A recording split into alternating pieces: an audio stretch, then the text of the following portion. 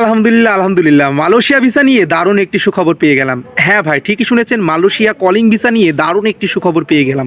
So hello everyone, আসসালামু আলাইকুম। আশা করি সকলে ভালো আছেন। প্রতিদিনের ন্যায় আবারও চলে আসলাম আপনাদের মাঝে মালয়েশিয়া কলিং ভিসা সংক্রান্ত নতুন আরও একটি আপডেট ভিডিও নিয়ে।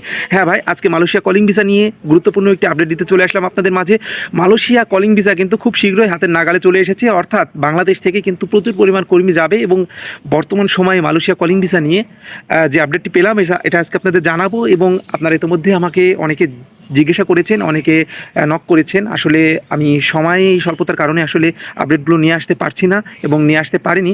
সো আজকে যেহেতু সময় পেয়েছি আপনাদের মাঝে আপডেট দেওয়ার, সো ইনশাল্লাহ আপনারা কিছু আপডেট পাবেন। সো আপডেট পাওয়ার আগে একটি কথা বলবো, যারা আমার ভিডিওগুলো নিয়মিত দেখেন, এখনও যারা চ্যানেলটি সাবস্ক্রাইব করেন না, অবশ্যই চ্যানেলটি সাবস্ক্রাইব করবেন এবং ভালোবাসা দিবেন, কারণ আপনাদের ভালোবাসায় আমি অনেক দূর এগিয়ে যেতে চাই। সো এটা আমার পণ, এটা আমার লক্ষ্য। সো আর বেশি কথা বাড়াবো না। এখন বর্তমান সময়ে যে মালয়েশিয়া কলিং ভিসা নিয়ে আমি বলেছিলাম ঈদের আগে যে ঈদের পরবর্তী সময় হয়তো বা মালয়েশিয়া কলিং ভিসা খুলতে পারে। হ্যাঁ, ঠিক এমনটাই হতে যাচ্ছে।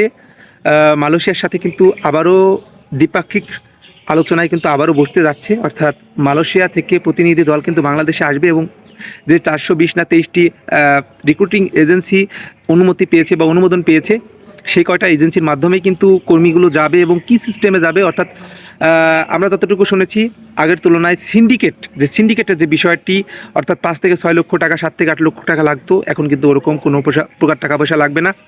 সরকার থেকে ট্রেনিং প্রাপ্ত হয়ে, অর্থাৎ আপনারা ট্রেনিং নিয়ে বাংলাদেশের বিভিন্ন ট্রেনিং সেক্টর আছে, এই সকল ট্রেনিং সেক্টর থেকে ট্রেনিং নিয়ে আপনারা কিন্তু ভয়েসেলের মাধ্যমে বিভিন্ন সরকারি মাধ্যমে কিন্তু আপনারা মালয়েশিয়া গমন করতে পারবেন। এবং আগের তুলনায় কিন্তু এই যে প্রবাসীদের হয়রানি এবং মানবাধিকার লঙ্ঘন, এগুলো কিন্তু কম হবে। সো মালয়েশিয়া থেকে যে প্রতিনিধি দল আসবে, অবশ্যই আমরা এটার অপেক্ষায় থাকব। এবং বর্তমানে যে আপডেটটা পেয়েছি, এটা একটা বড় আপডেট যে আনোয়ার ইব্রাহিমের নেতৃত্বে মালয়েশিয়ার প্রতিনিধি দল বাংলাদেশে আসবে। এবং আমরা একটা গুঞ্জন শুনছি যে 10 তারিখে নাকি মালয়েশিয়া কলিং ভিসা খুলবে। আসলে এই বিষয়টা কিন্তু সত্য না। আমি একটি কথা বারবার বলবো যে যারা ডেডলাইন দিচ্ছে বা ডেট দিচ্ছে 10 তারিখে খুলবে, 5 তারিখে খুলবে, আসলে আইডিয়া বেস করে আপনারা বলতে পারেন, তবে আপনারা শিওরলি কীভাবে বলেন?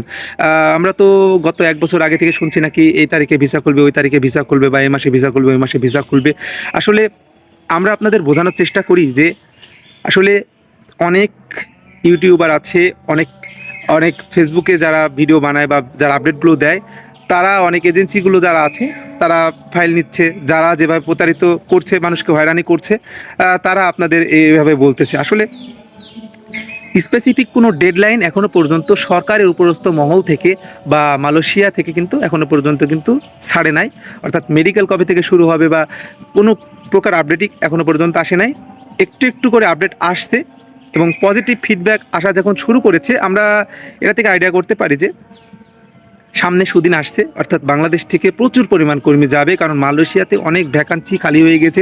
ইতিমধ্যে কিন্তু যে সকল কর্মীরা যারা অবৈধ ছিল তারাও কিন্তু দেশে ব্যাক করেছে, এবং যারা জেল খাটছে তারাও কিন্তু দেশে ব্যাক করেছে, এবং যারা অবৈধ ছিল তাদেরও কিছু বৈধতা দেওয়া হয়েছে। সো সব দিক থেকে যদি বলতে চাই, যারা বাংলাদেশে আটকা পড়েছিল তারাও কিন্তু মালয়েশিয়াতে সর্বপ্রথম, যাদের অগ্রাধিকার বেশি তারা যেতে পারবে এবং যাবে। এটা নিয়েও কিন্তু একটা নিউজ দেখেছি। সো এতটুকুই আপডেট আমি পেয়েছি। তবে এতটুকুই বলতে চাই যে মালয়েশিয়া থেকে যদি প্রতিনিধি দল বাংলাদেশে আসে, তাহলে এটা কিন্তু আমাদের জন্য একটা বড় একটি পাওয়া হবে এবং বড় একটি আশা হবে। সো আজকে এই পর্যন্তই, দেখা হচ্ছে নেক্সট কোনো আপডেট ভিডিওতে। ধন্যবাদ সবাইকে।